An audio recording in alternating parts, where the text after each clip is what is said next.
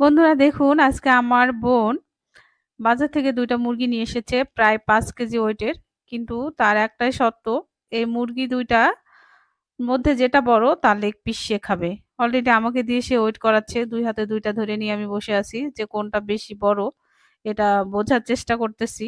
তার একটাই শর্ত, লেগ পিস সে খাবে এবং আজকে রান্না সে করবে। রান্না যেমনই হোক সে রান্নার কিন্তু আমাকে নাকি প্রশংসা করতে হবে।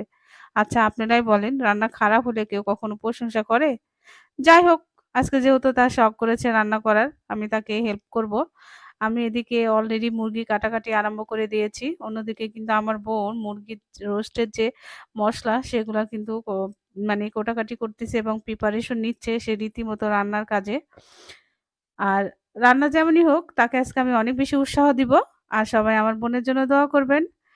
তাকে যেন আল্লাহ ভালো রাখে এবং সকল কাজে যেন ধৈর্য ধারণ করার তৌফিক দান করে। কারণ সে অনেক বেশি ধৈর্য ধরতে পারে না।